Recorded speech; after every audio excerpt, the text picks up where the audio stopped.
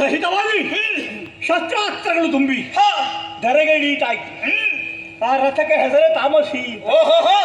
ಅದು ಕೆಳಗಿಳಿದು ಬಂದು ನನ್ನ ಕೈ ಸೇರ್ತಿದ್ರೆ ನಾನು ಅಜೇಯ. ಸೇರೋದಕ್ಕೆ ಬಿಡ್ಲಿಲ್ಲ. ಲೋಕದಲ್ಲಿರುವಂತ ವಿರೋಧಿಗಳು ನನಗೆ ಎಚ್ಚ ಕೆಡಿಸಿ ಬಿಟ್ಟೇನೆ. ಹೌದಾ?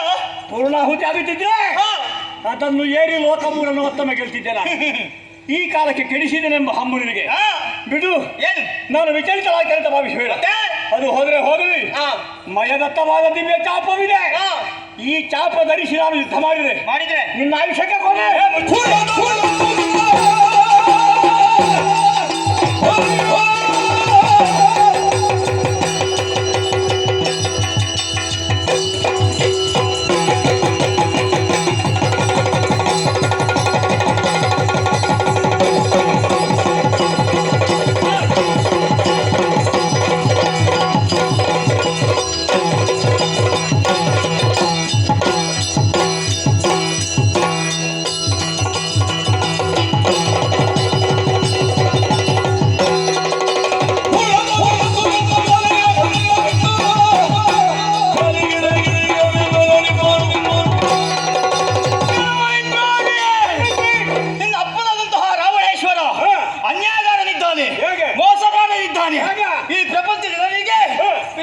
ಅನ್ಯಾಯವನ್ನೇ ಮಾಡುತ್ತಾ ಮುಂದುವರಿದವ.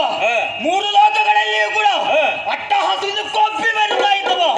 ಅಂತಹ ಕೂಳ ತಾತ ಕದ್ದು ತಂದ ಸೀತಾಮಾತೆಯನ್ನು ಅಣ್ಣನ ಪಾದಕ್ಕೆ